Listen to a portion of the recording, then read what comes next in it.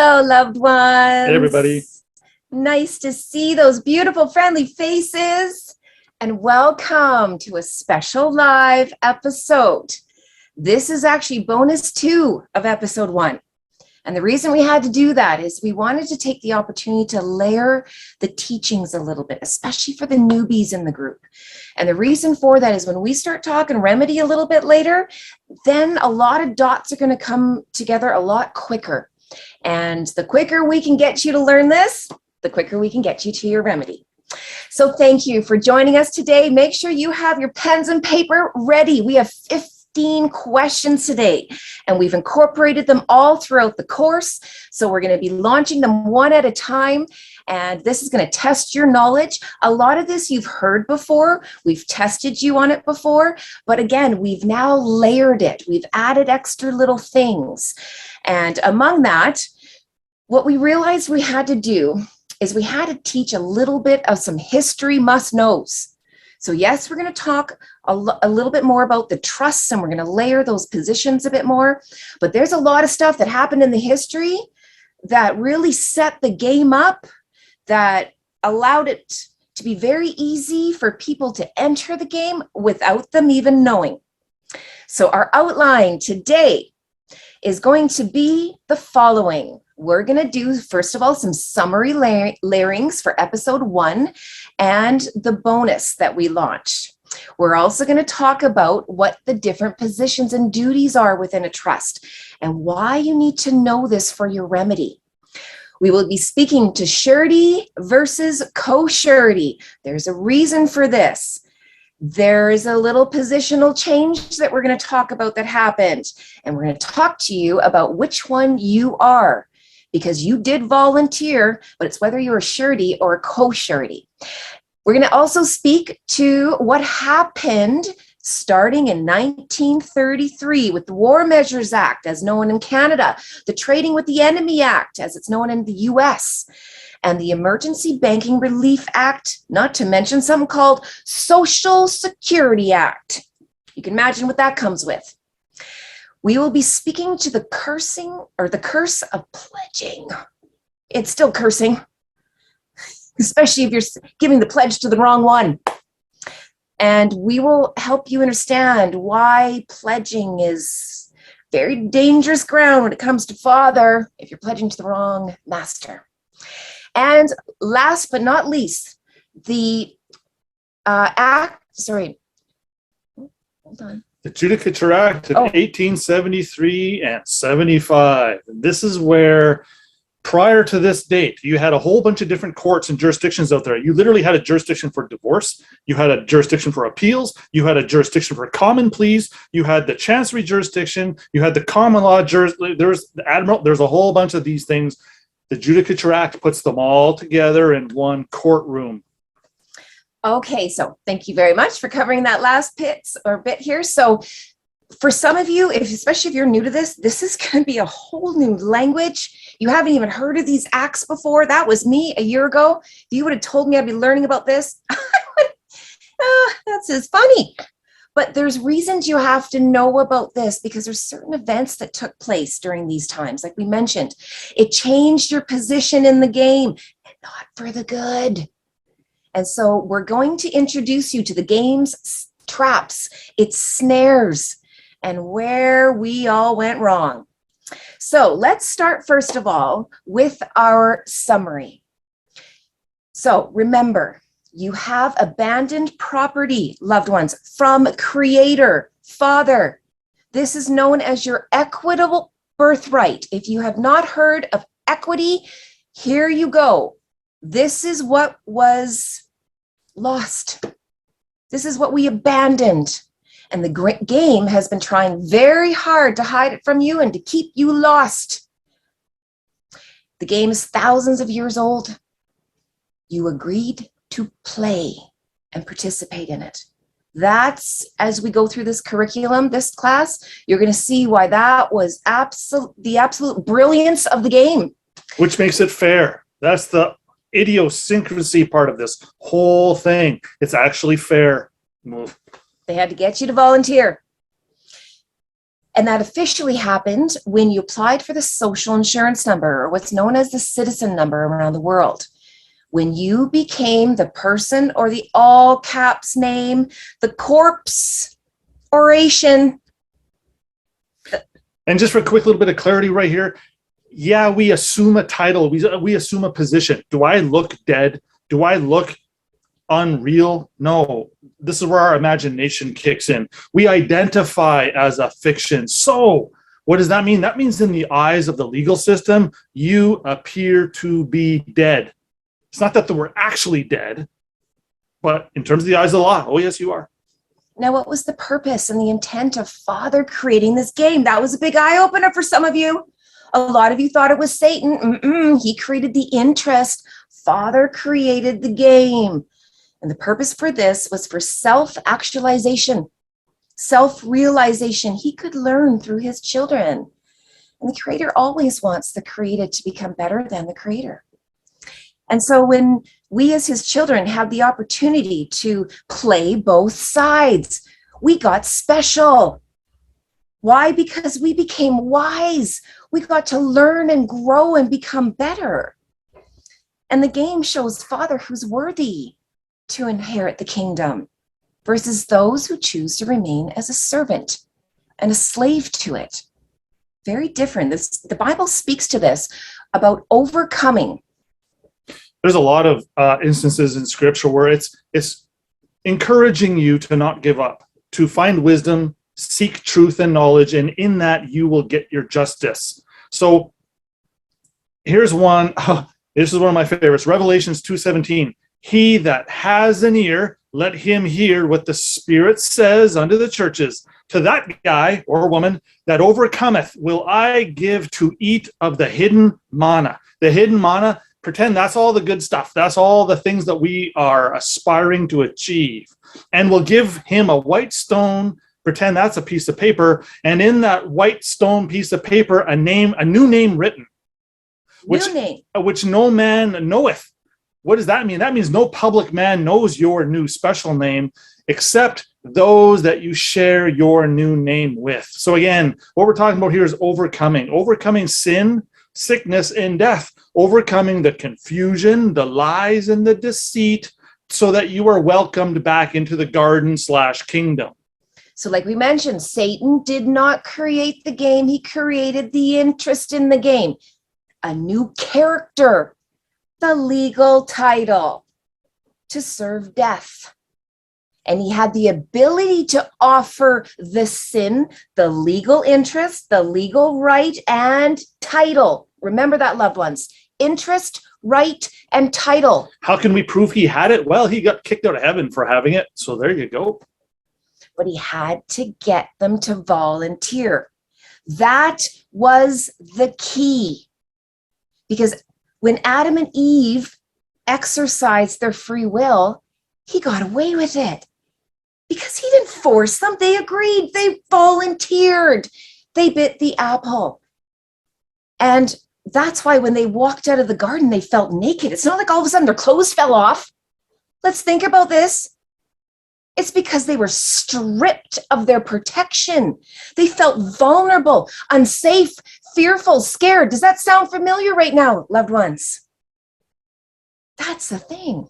So granted, trickery was at play. Satan was a little shit. He was.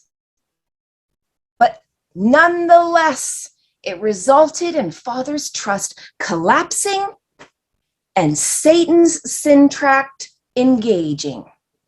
And that's why, loved ones, the last question that we had is going to shed some light that we're actually on his dark team.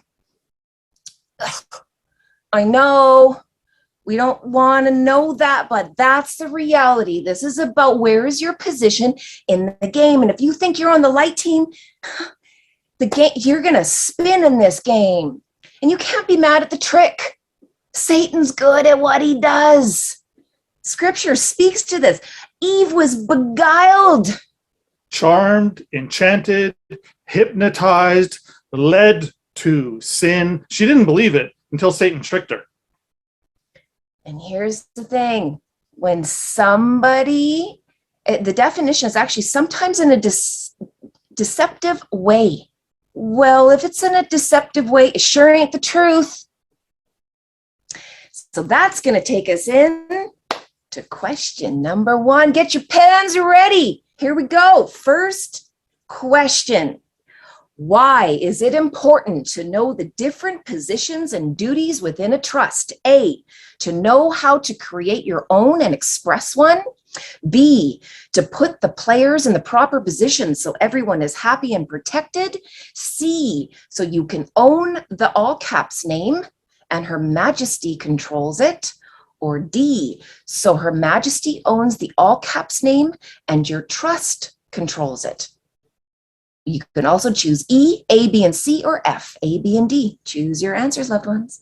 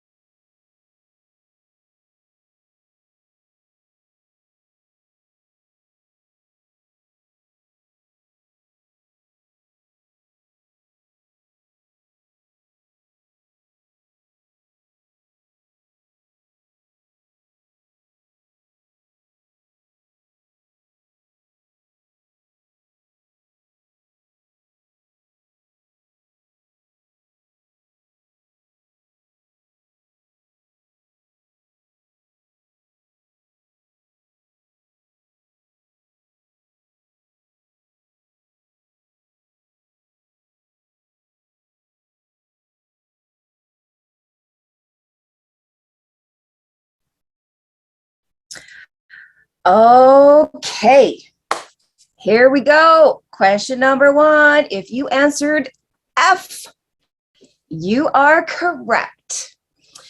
Why is it important to know the different positions and duties within a trust? Because A, you need to know how to create your own and express one. B, to put the players in the proper position so everyone is happy and protected. Here's the trickery. And D, so Her Majesty owns the all caps name and your trust controls it. Very important. The reason why it's not C, which is so you can own the all caps name and control it, is because that means you are now liable and you have to pay. Let's just look at the word liable real quick. Are you liable? Are you able to lie? Oh. That's in lie down, go to sleep, and or lie, tell deceit and untruths. Take your pick, but they're both bad. Yucky. This is another reason, and you're going to notice we layered on the slides that you're able to print out the answers so that you'll understand the backing material for the answers. So it's also because you can't control the all caps name as the trustee, because the control is always in the hands of the settlor or the beneficiary. Can you shed some light on that? Unless the trust instrument specifically says, hey, trustee, I'm allowing you to control the entire thing as relates to, let's say, a house. You can put these stipulations or provisions in your trust if you want, but for the most part, the beneficiary and the settlor/grantor, we hold on to the control. It's certainly not built into the legal title in the all caps name. And the servant and the slave is never in control. The master is. Big difference. And so what we're going to do is we're going to move right into question number 2. Here we go. The grantor is the one who is able to make the trust. True or false? And family, if you can put your answers in the chat, then we got it on the record. We can see what everyone's coming up with.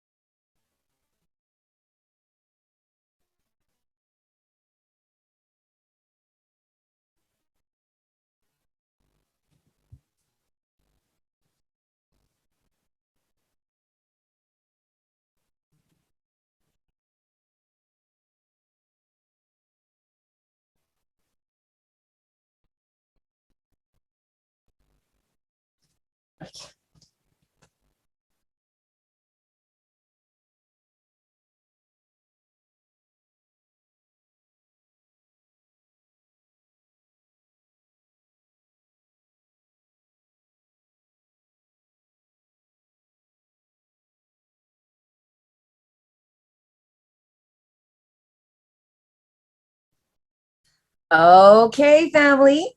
The question was, the grantor is the one who is able to make the trust. The answer is false. Why is it false? Only the settler is able to establish and make a trust. The grantor is the one who delivers or grants the trust. Big difference. But again, this is where there's been so much confusion about the grantee, the grantor, the settler. That's why we keep asking questions around it so you can get clear. Okay, so remember, when it comes to building a trust, there's the grantee. You have to have the things first. Then you have to be the settler, wanting to make things settled right. And then you need to be the grantor to be able to deliver it. These are all components of the settler position. Then we've got a trustee. This is the one who's liable to take care and pay for the debts. Now, you can choose to be a surety if you wish. Now, yes, this is very similar to a trustee, but the difference is, which you learned last class, you have to volunteer to be a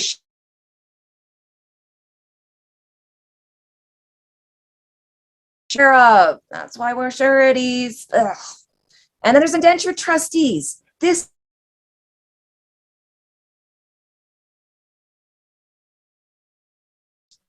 and the beneficiary is the one who gets the treats and the rewards. Now, do you want to be a trustee or do you want to be the beneficiary, family? You know which one you'd rather be. So let's layer your surety wisdoms now. It's going to take us into question number 3. The crown or her majesty is the co-surety of the person / all caps name. True or false?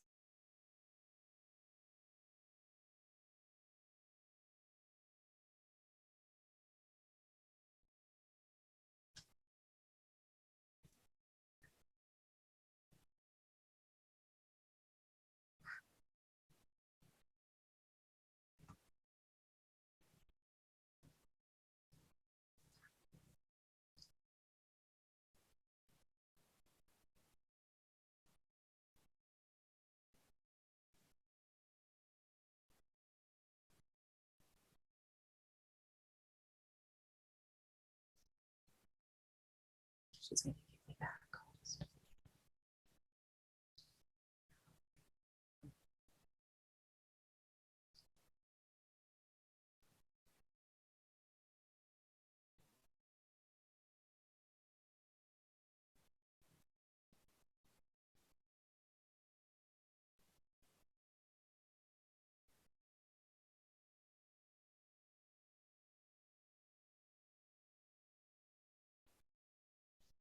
Come on, family, finish up. Let's go, let's go. Come on. We got material to cover. Excellent. So the question was, the crown, Her Majesty, is the co-surety of the person or all caps name? The answer is true. Her Majesty became the co-surety when you took the trustee position and volunteered to be surety, possessed of the person and the all caps name. Who would have known the difference between that? But now you do. Very good, family. Let's go into question number 4. Who was the original trustee of the person or all caps name? There was an original trustee? Yep. Let's see your answers.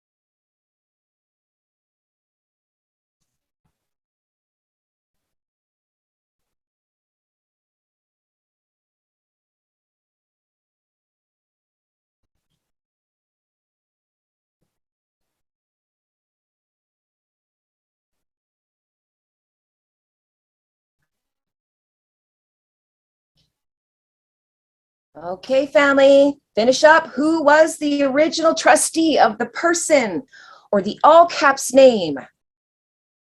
We're going to keep this moving. Answer is B, Her Majesty, the Crown. Did you know, loved ones, that prior to 1933, the Crown was the trustee of the people? And that's when all the trickery started happening. This is why we're going to teach you about the Emergency Banking Relief Act, the Social Security Act, the 1939 War Measures Act that happened in Canada, which happened in 1935 in the US with Trading with the Enemy Act.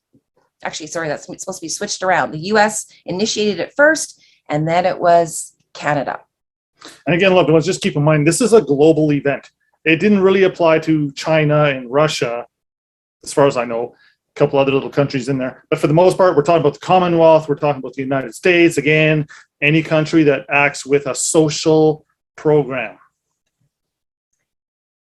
So question number 5, why is it important to know what happened in 1933? With all of these different acts, A, it removed the ability for people to pay for their debt with gold or silver. B, it put us in possession and the crown in control of the legal fiction. C, it provided a means to register public rights, titles, and interests. Or D, it introduced the private debt-backed monetary system we all know today. Or E, A, B, and C, or F, all of the above. Please put your answers in.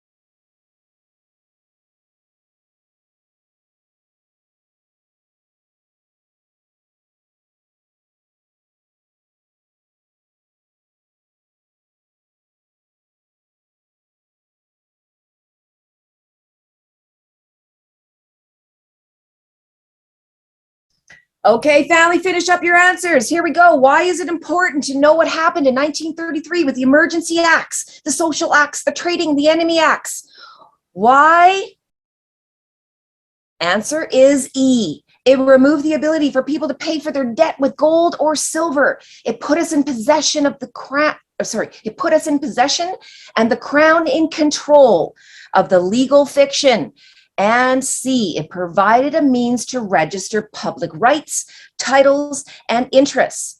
Now, the reason it was not D, that it introduced the private debt-backed monetary system. Make sure you pay attention to words, family. No, it did not. It introduced the public debt-backed monetary system as we know it today.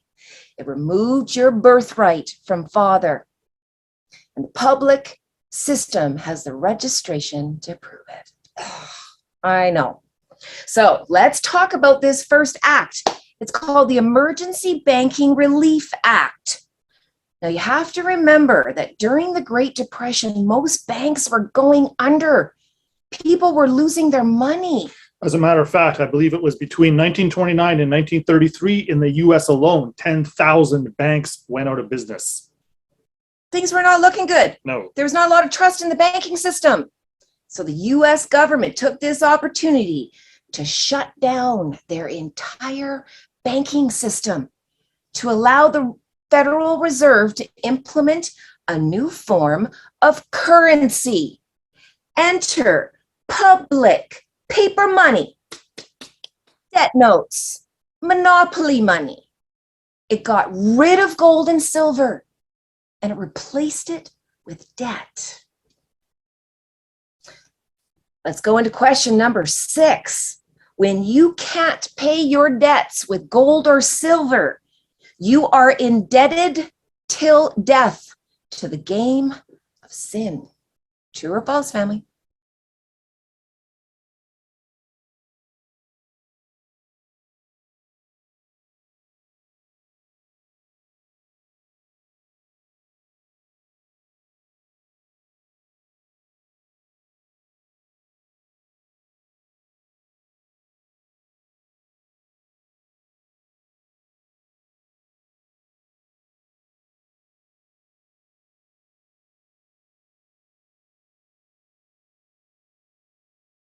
Okay, family, true or falses, we're going to move a little bit quicker through them. When you can't pay your debts with gold or silver, you are indebted till death to the game of sin. If you answer true, you are correct. Why? Because when you are acting in person as a social citizen of Canada, Australia, the US, and by contract, you only have access to legal rights and it's tender. And the game's form of currency is all things debt. There's nothing real. There's no gold or silver. It's not allowed, in fact. And here's the reason why. Because how can persons, fake things, use real money when the public is built on fraud? Ooh. Hear that again. How can persons use real money when the public is built on fraud? So let's move now into, or get back to the Emergency Banking Relief Act. So depression's going on. The US government wants to rebuild the confidence with the people in the financial system. So the Federal Reserve, the power to print something called, it's emergency money, as much as they wanted. People thought this was great. Printing their own money or currency removed the ability for the people to pay. I can see our internet's a little choppy, so I'm just going to stop for a moment. So by the Federal Reserve being able to print their own money and currency, it removed the ability for the people to pay for their debt with gold or silver. So yes, it meant they were forever in a perpetual debt loop, forever indebted to Caesar and sin And by creating public debt, the government and banks can now control the people through their banking systems and policies. We actually found it interesting when we were doing some research on this, Darren found this, that after this act was actually released, they had a new law that hoarding gold was now a crime.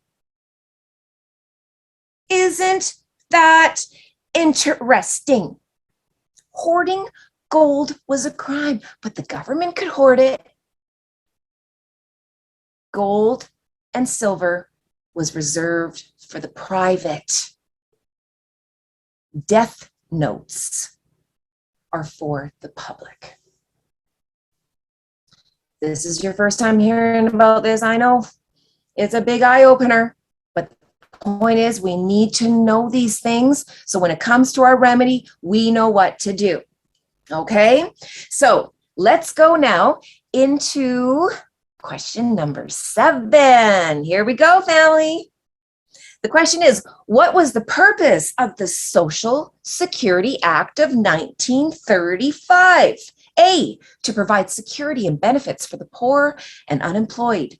B, to register the people as public social citizens. C, to track public taxation. D, to trick you to volunteer to hand over your birthright. E, to fund war. Or F, B, C, and D, or G, all of the above.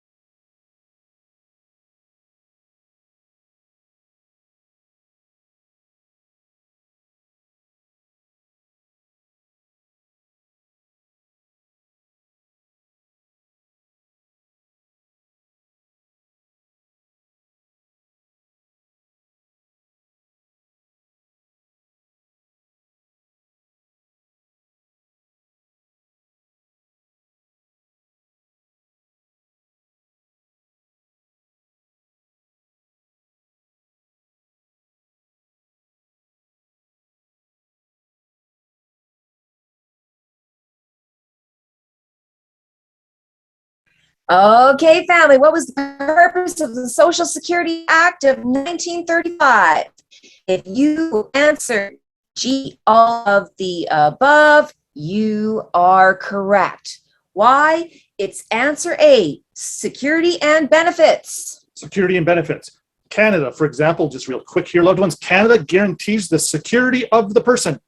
Does it say Canada guarantees the security of a man or woman? No. We're talking about persons.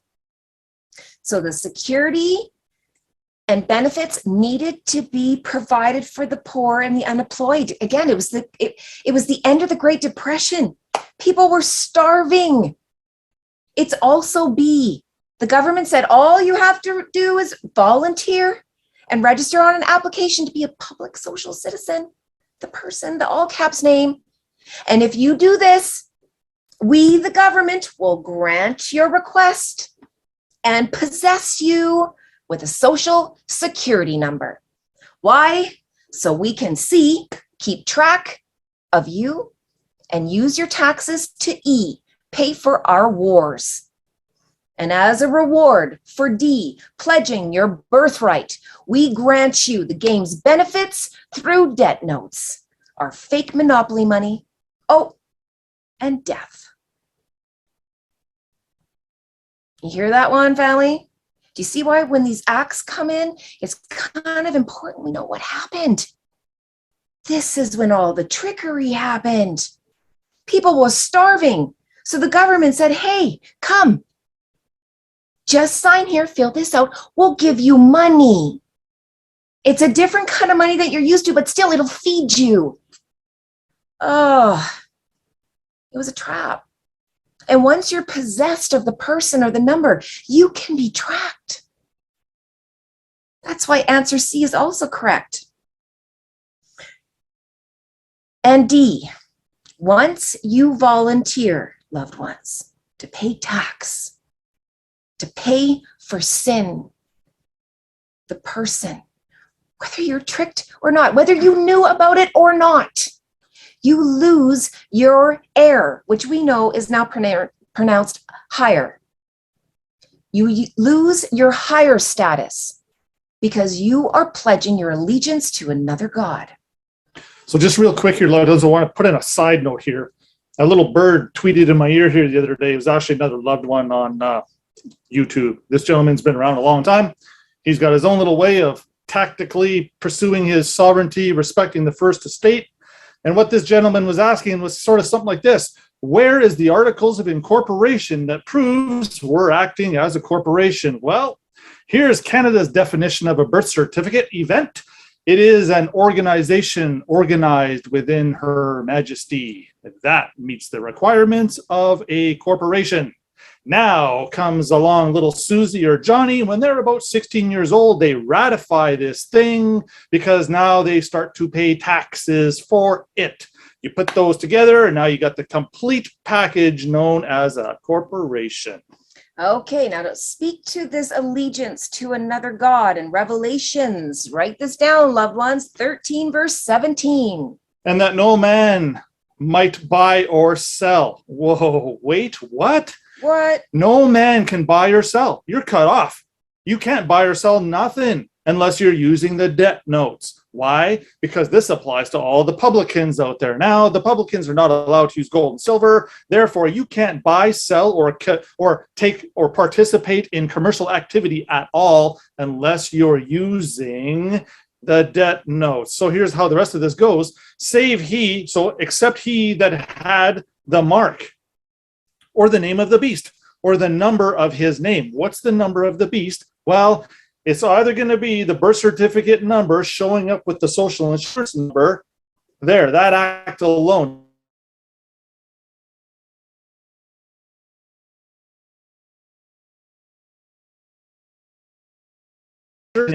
It's in your mind. I bet you if I asked each and every one of you, what was your social number? You got it in your mind and it's in your heart. We all have that number. They told us to memorize it. Remember? So this is how the government tricked you to hand over your birthright so they could tap into it.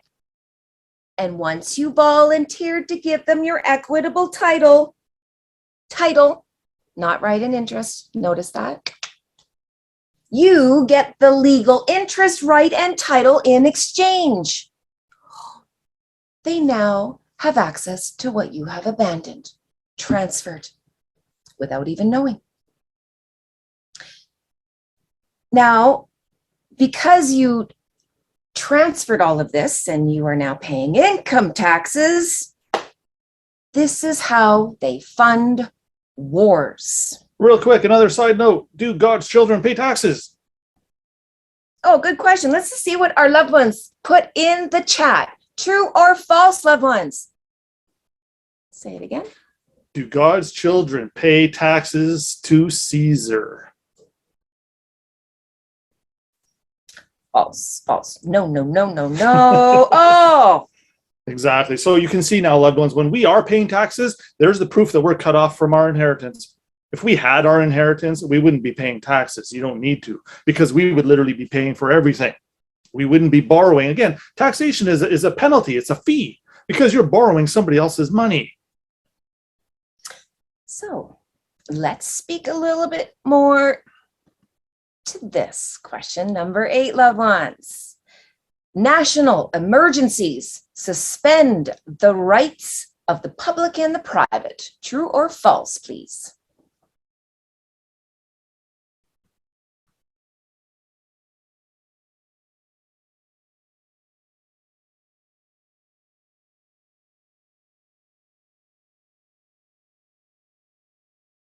Wow, that one was in like record time, family. Very good. If you, oh, I actually put up the answer. Did I? Oh, that's why. So no one got that one wrong. Okay, but there you go. Yeah. That was a freebie. You're welcome. We'll give you some little treats along the way. Public legislation does not affect private rights at all unless a private individual wishes to participate in those public events, at which point they kind of waive their private interests. So even with all their national emergencies, now keep in mind, since the World War II, they've perpetually had some state of emergency almost continually. You might find there might be the odd little point in time when they didn't have a specific emergency, but it didn't last very long. An emergency has been at play since the beginning. That's how they keep us oppressed. And that's why even when the wars stopped, they kept charging income tax. Remember, the income tax was started to fund the wars. That's how they paid for the war efforts across the globe. Well, what happens when the war stopped? Did income tax stop? Nope. So now we're going to go into the 1939 War Measure Act, as it's known in Canada. Oh, sorry, I got to switch these around here because it was 1939 for the Trading with the Enemy Act for the US, and it was 1935 for the War Measures Act in Canada. Nope, you actually had that right the first time. Oh. It's 1939 in Canada and 35 in the US for the Trading with the Enemy. Thank you. Yep. Look at me being wrong and being okay with it.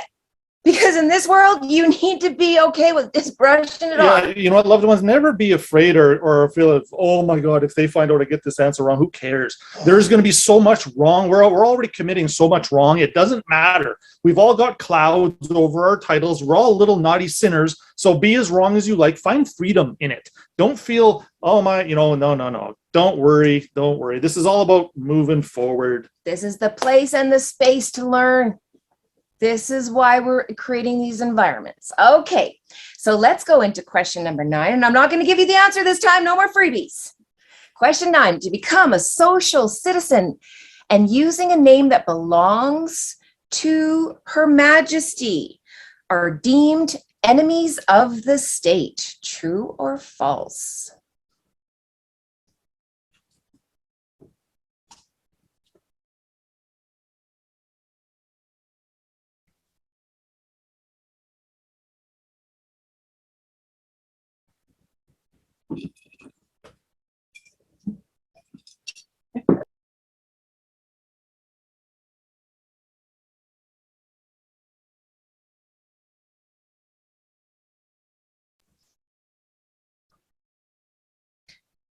Okay, family, if you answered true, you are correct. By becoming a social citizen and using a name that belongs to Her Majesty, yes, you are deemed an enemy of the state. So remember, when we use the word use here, we're actually referring to this, used for your own profit. Here's a maxim, one shall not profit from his own wrongdoing. Ooh. Okay, yeah, so you see how that, did you feel a little bit of a lightning bolt there? Mm-hmm. So, you took their name. You took it. You took the all caps. You took the person. We literally took it for granted. Granting, grantee, grantor. Oh, see, we can instantly jump back into that boat. You take it for granted. You'll notice we were always told that as we were growing up. Little Johnny, Susie, stop taking things for granted.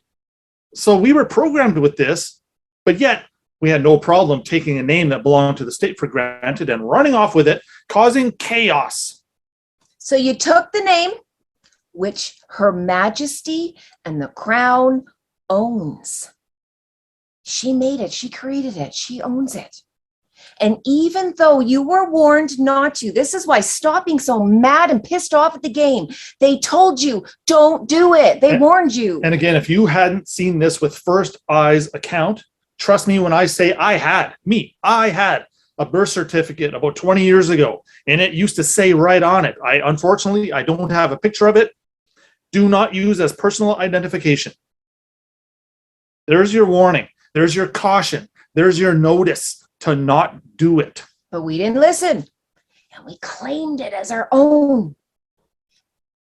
This means you stole their property. You stole their property by claiming something that is not yours, which means you are in breach and you will be held accountable. This is a big word. Accountable leads right to accounting. we're accounting for an account. On the account that you volunteered to be liable, and due to the accounting that you volunteer for every year when you submit or when you remit your taxes every year, you can see the dirty, filthy road that's before each and every one of us now. And also, you are deemed an enemy in the game once you steal things from Her Majesty. Hear that? That's kind of a big deal. Think back like hundreds of years ago. If you stole something from the crown, you were hunted. It's just a little different, but you're still the enemy of the state and of the game. And as such, you will be punished through taxation and slavery. So we're going to go into this a little bit more as far as this War Measures Act, this Trading with the Enemy Act, and what the purpose of it was. Darren actually went into his documents and pulled an oldie for you, and we've got it here for you. Okay, so this is something that Dean and I happened to send to the Governor General of Canada almost 4 years ago now. So this is just a pullout from that document. So it starts to say this: whereas vested in and in possession of, being under the control of the custodian of enemy property, the governor and council, under the authority of the War Measures Act, by a proclamation dated this date a long time ago, and by order in council, consolidated regulations respecting trading with the Enemy Act of 1939, the wartime leasehold regulations were established. So you can already see how they're creating a whole bunch of acts. This is all the smoke screen that's going on in the background. So you got all these things that are being enacted, and at the same time, all the orders in council respecting rentals, leases, things of this nature under the War Measures Act were continued in force till today. And under Section 33 of the Consolidated Orders, look at this one. This section envisages the probability of vesting orders being made covering property belonging to a person not in fact an enemy. Oh, that's interesting. Although appearing to the court making the order to be an enemy. Kind of weird. And provides that such an order shall be valid and the property vested in the Canadian custodian, notwithstanding that it was not in fact enemy property at the time of the vesting. So this is trickery words for saying, I'm vesting all my birthright in the custodian. Please deem me to be an enemy. I waive all my rights and interests in salvation or redemption. And now I'm in big trouble. This is what allows our pledge to take effect. We're going to talk about that in a minute here. But the rest of my document just went on to say this. So when we're appearing to be an enemy, although in reality we're not an enemy, did you intend to go to war when we took a birth certificate, applied for a social insurance or a social security number, and go get a job? Does that sound like you're trying to be an enemy? No. So you can see right here, and again, this wasn't my words. I actually pulled that right out of that act or that legislation. Although on paper you're an enemy, you're not really an enemy. So you see, they know what's going on. They're just waiting for us to make the mistake by being ignorant of our true birthright. Question number 10. The War Measures Act allowed the government to accept your equitable property because you vested it in them. True or false, please?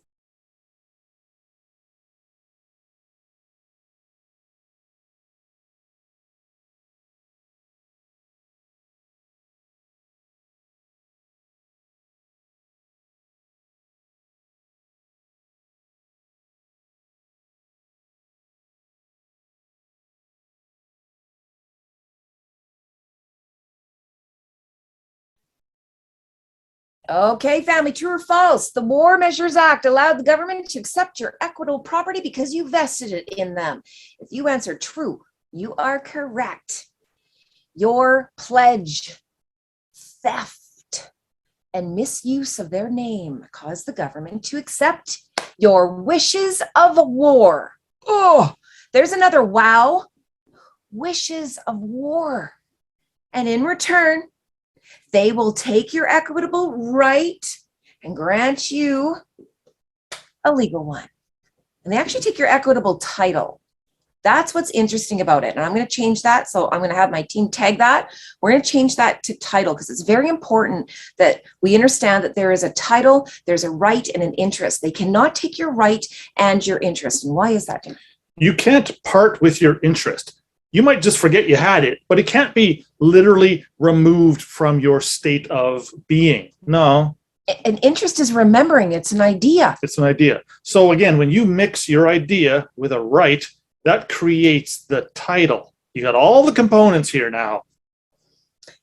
So loved ones, you see why we had to speak to this a little bit. There's a lot of legislation here, loved ones, again, and then they'll literally take a whole act. They'll change a word or three and add a period or a comma, and then they'll create a whole other act from it. And then they'll ditch the first one, or they'll repeal it, or okay, it's not in force and effect anymore. And then they just keep slowly changing things over the course of time. So is it reasonable that a man or woman is going to stay on top of all this stuff? Not really. We got better things to do, but here we are. So, loved ones, this is when birth certificates came in, voluntary transfer, registered person events, socialism, citizens, persons, all the dirty words. That's when the door for the game opened and you could play. And globally, it happened around the world within 6-ish years, roughly. Yeah, about 1933, it all started to come online. And by about 1939, 6 years later, every country was on board. A big conversion happened. As a matter of fact, speaking to that, I'm going to dig out a quote. I don't think it was from Roosevelt. It was from one of the other presidents afterwards that talks. It's a beautiful paragraph about talking about what has just happened to the United States. I'll find that one and I'll post it on another segment because it's beautiful. So around the world, all persons were deemed enemies of the state, acting without capacity, which means, again, if you're incapacitated, that means you're unconscious at the best. It usually means your head's gone. Like, let's be real. So if your head's gone, how can you own property?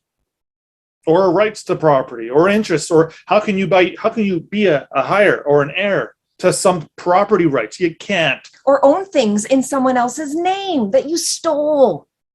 People who are decapitated have no rights, and they have no right to create a trust either. That's the big one. So trusts are for the living. Hear that. Trusts are for the living. And just like when Adam and Eve chose death, the sin tract, they terminated Father's trust, and a contract took its place. Why? They pledged their equitable rights away. They pledged it to Satan. Now, what's the definition of a contract? It's a covenant or agreement between two or more persons. That's what Black's law says. So it's a covenant. We made a covenant with Satan. Now, a pledge. We're going to go into this in a little bit. A pledge arrives at birth. The moment you volunteer to pay taxes, the loop closes. So it's usually getting your job that initiates that. But you have taken that pledge and turned it in, well, sorry, you could have actually taken that pledge and turned it into a trust, but we didn't know how to do that. None of us knew. All we knew how to do was to volunteer to be liable and to pledge our equitable rights to Her Majesty, to our country. We'll give it to them to hold in reserve while we're busy intercoursing with dead things. Yeah. Filth. I said it. While we're busy intercoursing with dead things. Now, we're going to touch base a little bit more on this once we go into our next question. So we're going to actually, because we're close to the hour, family, let's take a little break. Go shake it, walk it off, connect to source, flush the energy, ask for the nuggets that you've learned to stick, and we'll see you in 5 minutes.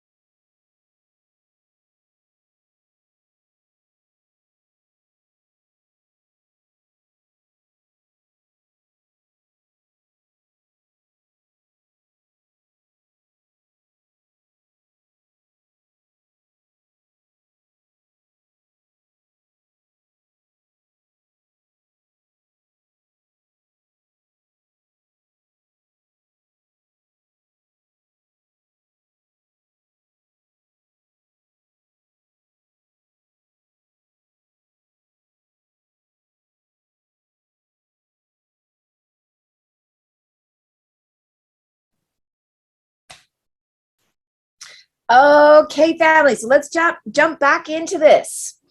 We're going to do this by going right into question number 11, which is when you volunteered to be the person, you were pledging your allegiance to the father and your country.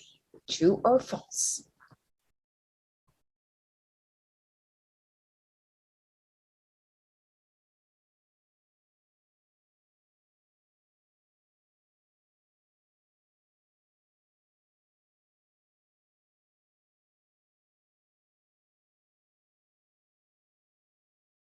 Okay, we should all know this one. If you answered false, you are correct. When you volunteered for the person, you pledged your allegiance, yes, to your country, Her Majesty, to Satan, but not Father. The Bible speaks to this. You cannot serve two masters. Because you'll hate one and love the other. And by your application for the sin number, you proved the record by choosing evil. Oops. That's why when I say in the past, we have a cloud over our title. That's why. Because underneath that cloud, we got an evil intent. Remember, loved ones, when we make this social citizen application at the federal level, that's you expressing your intent to deceive. Oh, you're acting dishonorably.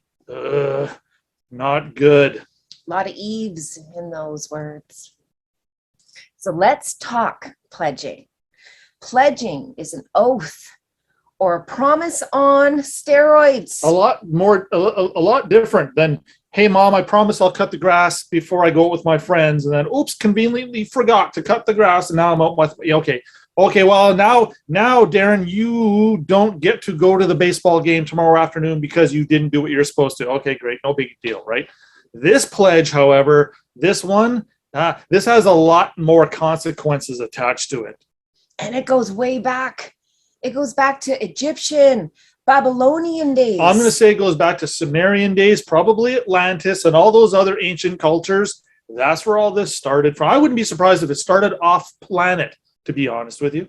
So pledging, it's an allegiance, it's a bond, it's a contract, it's a pledge to trust, to put your trust into another God, your loyalty. And this is where we went wrong when we applied for a social insurance number, because we were pledging to another father to get rid of our equitable one from the right father and taking in exchange citizenship, nationality. They taught us to be so proud you're a Canadian. Wave that flag. Wave that flag everywhere you go. Now, again, loved ones, remember here, when we take on this pledge, or when we express this pledge, it's binding till death do you part. It's actually a marriage. It's a union with Satan. So we got to divorce ourselves of that situation first and foremost. And how we come to do that is a lot of what divergence, and again, a lot of other beautiful loved souls out there who are on the path of truthness and righteousness and honesty and integrity and morality. We're not the only ones. There are a lot of people out there nowadays contributing to this. And again, I wake up every day a little bit more excited than I did the day before, because I know we're one day closer. There's a lot of us out there. We're coming. So now I got to go back to talking Satan's words again, but hang tight with me, loved ones, because there's a reason for this. So again, when we pledged, we're no longer serving Father. We're serving another master, the House of Canada, also known as the House of Commons. This is Satan's theater for commoners and for those who like common law. Believe it or not, I might as well just throw this one in here too. As much as this one might sting, the King James Version of the Bible is also the commoner's version.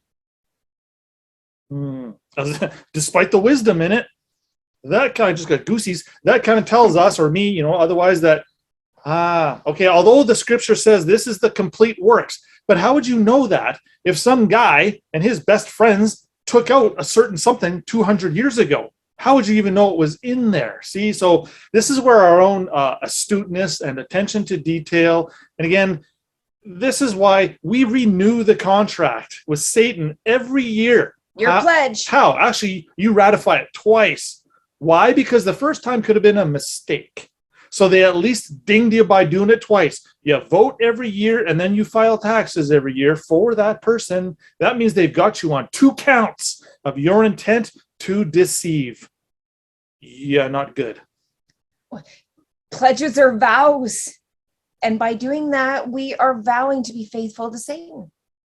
That's why they're always wanting you to vote. Renew that contract. Bring it, freshen up that commitment. Give it new life. Literally, renew your vows. Breathe life into it. They're all about breathe life into the dead. Oh. That's called necromancy. It has a weird, perverted sexual twist to it, but we're literally breathing life into dead things through intercourse. That's why we're using these words. That you might say, that's a little much divergence. Go look it up. There's a reason we're talking fornicating. We're talking about intercoursing, because that's what we're doing. You'll notice scripture as well speaks a little bit to, a man or woman is to become the bridegroom in Christ. Okay, so if we're supposed to enter into a marriage with Christ and we're married to that other dark, evil guy, you see how do you have 2 spouses? See, it creates confusion. This is the confusion of title that we're trying to fix with everything that we're talking about here. Speaking of intercoursing, let's go into question number 12. You are intercoursing with sin when you apply in the game for mortgages, loans, and bank accounts. True or false, family? Again, this goes for all the loans, student loans, all of it.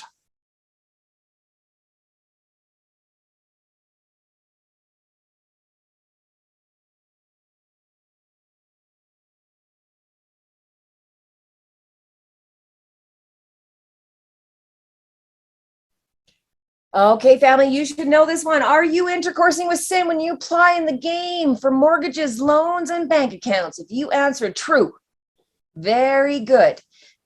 I want to throw this one in here. I just want to quote, a guy we know. His name is Elon Musk.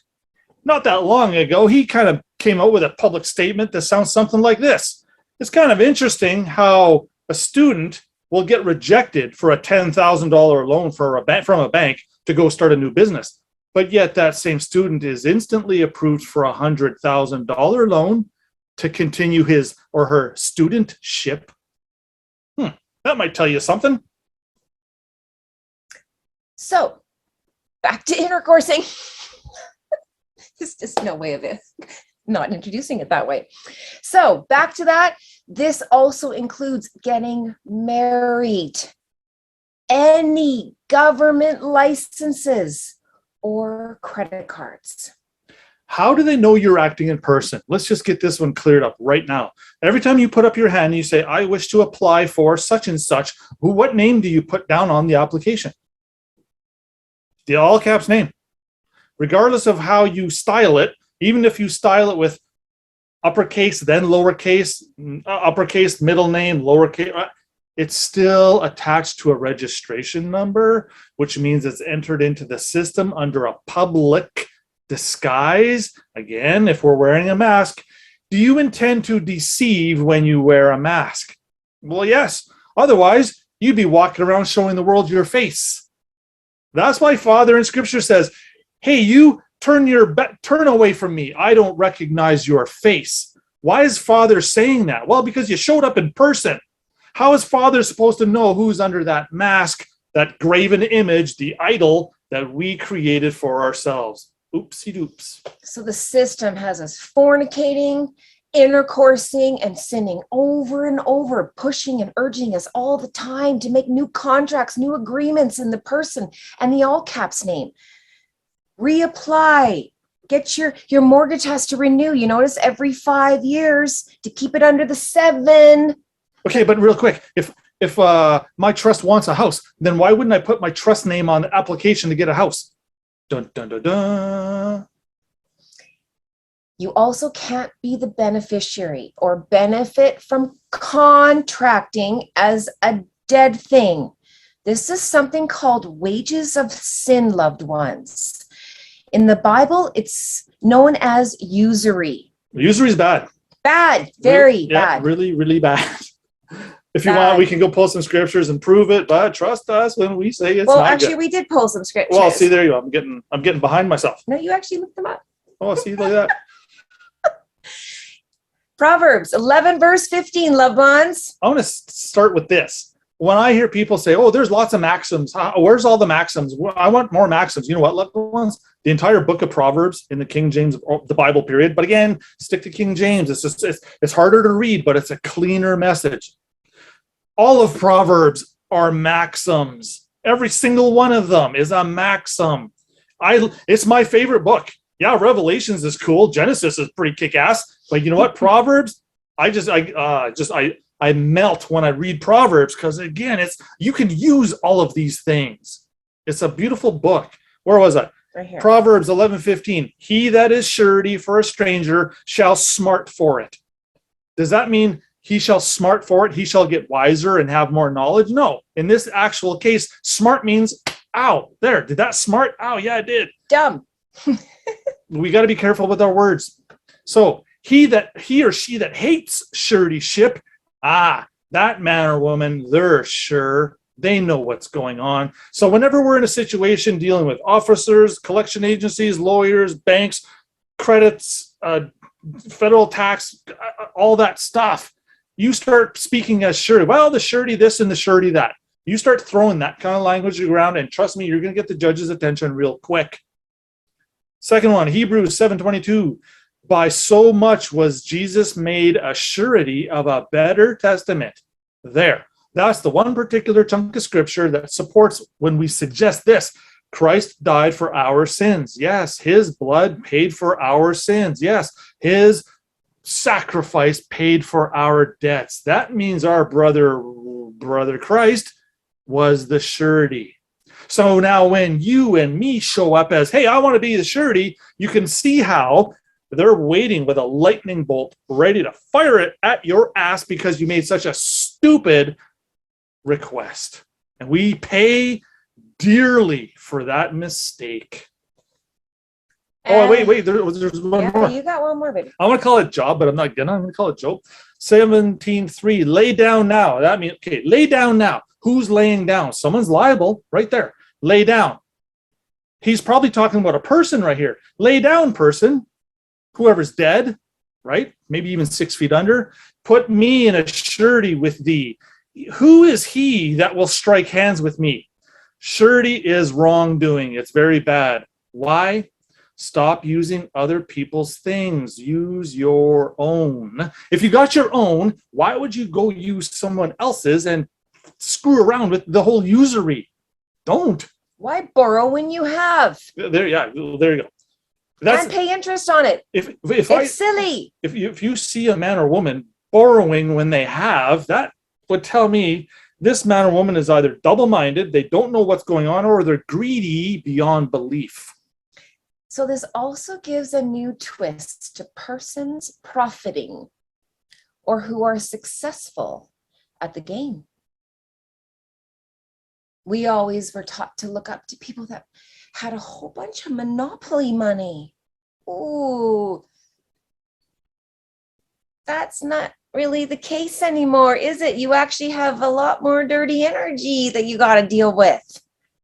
Because here's the thing, and remember, all these ones that think they're just so profitable and so good at making money. Look at how good I am at making money when I could have expressed my dominion in earth and had everything. You see how you and your millions, all of a sudden, you look pretty foolish? And how can a dead thing own things? Shut up and sit down. Think about that. How can dead things own things? Hint, the answer is the same reason why you aren't married either. It was made under contract. But that's for another episode. The legal world is for dead things. It's built on fraud, persons, deceit, Equity is for the living. Truth, honor, justice, uprightness, moral behavior, cleanliness, and so on. Father's children. All the good stuff. The man or the woman. And if we abandoned our birthright from Father and chose to serve another master, he can't help you. And we've been snared. He sent his son to help you once, and he did. That is an unquantifiable act of sacrifice that man laid down for all of us. Therefore, if we don't heed that, or if we don't respect that, then we deserve to be punished, if you ask me. Technically, we do. Yes. You are in the image of Satan, a person. We have loved ones that say, I'm in the image of Father. No, you're not. We're going to stand and hold this space and go, no, you are not. And nor will he save you. You have been ensnared. You are enslaved in the game, and it's your job to get your ass out. He showed us the truth, the life, and the way. It's up to us now to follow. If we don't prove ourselves, again, there's that word prove. If we don't reprove ourselves every day by being competent enough. And don't be irritated when you have to do that. It's, you know what, again, it's just another opportunity for you to show what you're made of. And you should have no problem proving yourself to Father. Where your heart, as many times as you need to. Where your heart's at, which is why I literally jump at every opportunity I can. I don't want to call it to show off, but just to say, hey, we know what's going on. And again, that's not being arrogant. It's just suggesting, hey, we got some wisdom over here. We ought to be regarded with kindness, mercy, and grace. So I know we've been talking about a lot of persons and dead things and fornicating, but loved ones, there is hope. There is hope. Come on, we got to take you down into the depths, and now we're going to take you back up. We're going to speak to something called the Judicature Act. Judicature. Okay, I'm still having trouble with my lips on that one. Judicature. I get asked this a lot. Darren, if I'm starting kind of relatively from scratch, where should I focus my attention? What should I read? Where should I start? Okay, Pomeroy's, Gibson's, Waters, Sweets, Pomeroy, all these guys, fantastic, yes. But you know what? Truly, I would probably start with the Judicature Act. It's 699 pages long, but you know what? Nick loves it. What it does is it lays out, again, now, loved ones, there's some technical words in this act. Of course there is. There's some legal jargon in here, but with enough exposure, you'll be able to start to sift through that tough stuff, and you'll be able to see the light shining through it. This is why the Judicature Act is so important. It took the medieval days, like the 14th, 15th, and 16th centuries, maybe even the 13th. It took hundreds of years worth of kind of court processes. It brought it right up to speed, right up to date. It got rid of a bunch of stuff it doesn't need. It very much embraces equity to the point where, again, I'm getting little bumps all over my arms. The Judicature Act brought all these courts together into one act. Now the courts leave it up to you to how do you proceed? Do you show up in person or do you show up in trust? So to introduce the Judicature Act, let's go into question number 13. Chancery is the court of equity, true or false?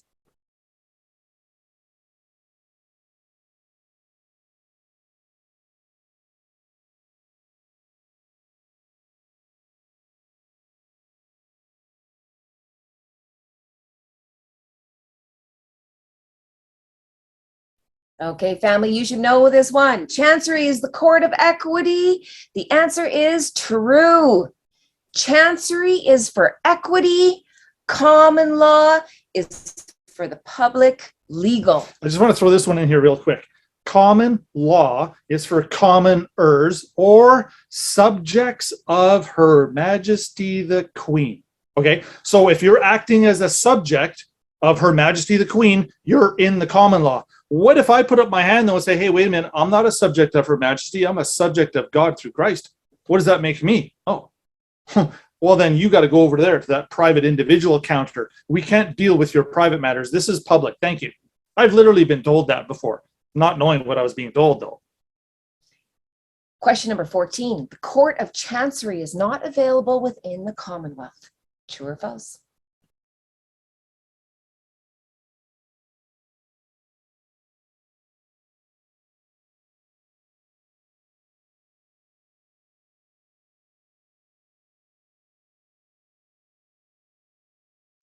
Okay, family, the Court of Chancery is not available within the Commonwealth.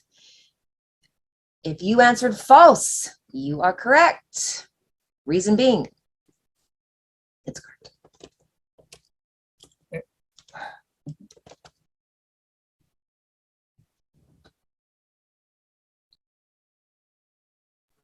Yes, it is available. So that answer is false. Is the Court of Chancery not available within the Commonwealth? That's Yes, it is. Yes, it is. Of course it is. It's sitting there in reserve. It's in a separate jurisdiction, though. When you show up in person, you automatically get legal. As a matter of fact, in my firsthand experiences, I remember going up to the court clerk and saying, hey, I want Chancery. They look at my paperwork and they say, that doesn't exist. And then I start to argue a little bit and they say, no, we have no idea what you're talking about. Why? Why is she saying that? Well, because the court paperwork I filled out, I put the person's name on it. That told the clerk, this man doesn't know his equitables. It almost sounded like something you chew on. He doesn't have his equities in his heart because he showed up in person. You're cut off.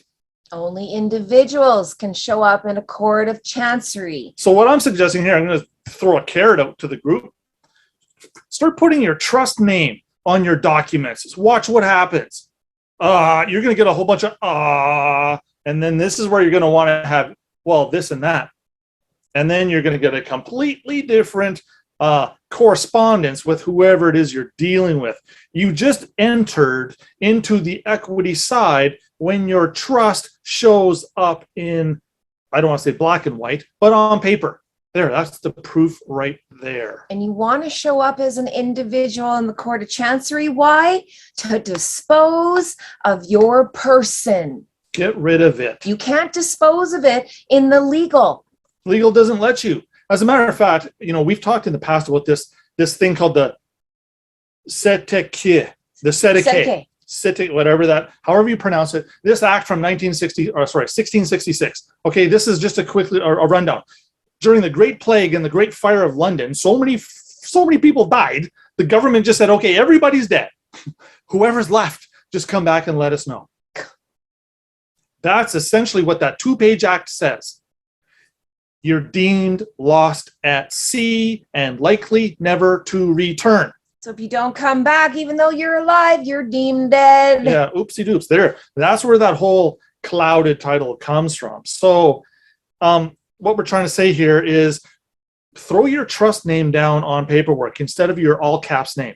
Darren, what does your trust name sound? What does it look like? Well, for me, I chose this. Clifford Trust hyphen the registration number from my birth certificate. Now, when a judge says, state your name for the record, if you roll in and say, Clifford Trust 1972-06-016698, the judge is going to say, clear the courtroom right there, because a trust or someone with knowledge of a trust and maybe even knowledge of how to exercise this trust just walked into the courtroom.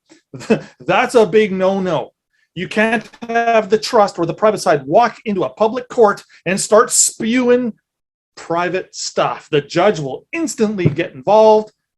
He might ask you, what are you talking about? Well, on such and such a date back here 2 weeks ago, Your Honor, I executed a trust in duality to protect my God-given rights through prosperity. I've even attached valuable consideration. I've appointed new trustees here, Your Honor. What do you think? Do you disclaim the trust? Do you disclaim the trust? There it is. Write that one down, family. That one's an important one. Now, again, you can add or subtract to this. You can roll with it. There's a lot of flexibility. And we're going to go more into this with remedy. So we're going to carry on to question number 15. Common law is for the public and the private. True or false?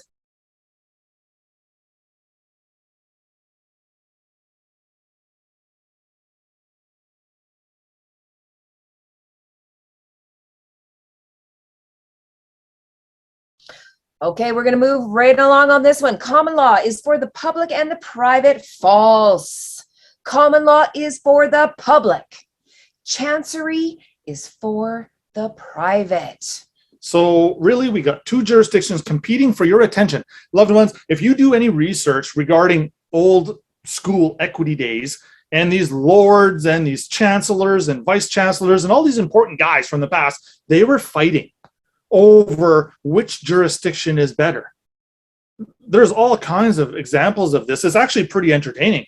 They took this stuff pretty seriously. But again, at the end of the day, if you're a subject of the Queen, Her Majesty, and right of whatever province or territory you're in, if you're a subject of that, you are acting in person. You're a public entity. Okay, so story time, family. We're going to tell you a little something about the Judicature Act. So back in the day, we had lords, and with their wealth and power, they used it to corrupt the judges and the juries of common law. That's why they were known as mob courts. This goes right back to Jesus's day. The public is a mob. It's lunacy. So a man or woman who was not satisfied with the common law verdict would now make a case direct to the king or the queen, who more often than not, the king or queen would overturn the common law's decisions that the judges made. This pissed off a whole bunch of legal judges, loved ones, and they started complaining to the king or the queen. And eventually the king said, okay, we will not overturn any more of your judges' legal decisions as long as people are seeking legal remedies. So the Judicature Act kind of starts right here. This is why equity and the Judicature Act and all this stuff has to be here for us to use. And here's why. The refusal of the courts of law to recognize more than one kind of ownership. That did it. The legal system can only recognize legal ownership. That's it. The legal system can only recognize sin, death, debt, sickness. Do we as men and women want anything to do with that? No. Even though you have everything to do with it. It's kind of funny. But again, this is why equity has to be here as the fail-safe or the emergency relief valve. When the pressure builds up so much in the legal system, you got to be able to go over there and pull the pin on the equity side, because you're not going to get the relief on the legal side. As a matter of fact, I can pull this out of my million pages of paperwork. The legal side or the at-law side says that the Suretyship v. Trust is repugnant. Repugnant is a strong word. It doesn't sound good. The at-law legal system does not even want to look at the Suretyship v. stuff. Nope, they said that's garbage. The legal system says that's garbage, because that's the legal system trying to protect itself. You know what? Boing. So the Judicature Act was introduced to combine all the courts into one, loved ones. This saved a lot of time and resources. So now one judge can hear equity and common law. It just depends on what you're coming with. This is the most substantial excerpt out of the Judicature Act. We're about to read it. Are you ready, loved ones? So this is the actual Judicature Act. This is out of the 699 pages. So you got right here. So this is section 25, subsection 11. Generally, in all matters, not herein before particularly mentioned. That just means generally everything, okay? In which there is any conflict or variance between the rules of equity and the rules of the common law with reference to the same subject matter, the rules of equity shall prevail. That's our salvation right there, family. That little paragraph is, from what I know and from my research, that got slipped in right like at the last minute before the Judicature Act went through all of its passages in the House of Commons in England, and right before it got the assent or the stamp when it was made into law, somebody, I'm going to suggest whoever Saint Germain was, or that embodiment of that character, even Moses, any of these guys. We'll take any of them. Somebody with your heart and your future in mind slipped this little paragraph in right at the last minute. And this little guy changes everything. The rules of equity shall prevail, which means we just need to get to equity. That's coming, loved ones. So just know there's hope. We're talking a lot about dark because you need to know that's the team you're on. That's your position. And I know the next episode, we're going to go into the dark team. It is immense. It's the reason we had to do this bonus class, because it's a monster. It's an absolute beast. I want to throw one more little tidbit in here. The idea or the concept that when a little boy or girl is born, you get the birth certificate, and now they're adding that social citizen number application right to the birth event. You know what this does? This blows the door wide open to allow us to come forward now to correct a mistake. Your Honor, come on. This was attached to me when I was 3 weeks old. I was slightly defenseless, which is why I'm coming to you now to fix it. Again, equity's first relief, and I'm talking the very first one that equity wants to deal with, is fixing or correcting a mistake, error, accident, or fraud. Oof. Speaking of fraud, if you've stolen something from Her Majesty, it's probably best we give it back. Let's just start there. That's part. That makes sense. This is the big eye opener. And again, I could probably get into a bit of an argument with my brother on this one. Admit the fact that you caused the fraud, not the government dangling a carrot in front of you. It's not their fault. Stop blaming them. Stop being mad at the king. You can't get past these personal grievances if we're always blaming someone else for our problems. Except, okay, look around. Okay, this is where I am in the game. I didn't even know there was a game. Never mind, this is my position, and these are my rights. There's a whole lot going on here, loved ones. We're trying to give it to you in pieces that you can absorb. And if you have questions, please put them in the chat. We will get to them on our new Telegram channels coming up, which we're super excited about. We welcome videos from all of our episodes. Please put it up, share it on our different programs, on your different platforms. Please. This is about spreading this word, letting this information and energy get out to the world. Your videos are a first-hand account of where your mind and heart are right now. Why wouldn't you want to stamp something so that someone later could look at it and say, oh yeah, look at that. And not under the energy of like, I gotta do this again. That imprints it. We all feel that. It brings down the vibration. Excitement. Again, of your message. Time for rejoicing, loved ones. Again, the party's right around the corner. We are there. Yeah, where's the rooftops? Give me my microphone. All day long. That's what I want to see, loved ones. That's what we want to see. This is what Spirit wants to see. This is what equity needs. We love you. We'll see you next time.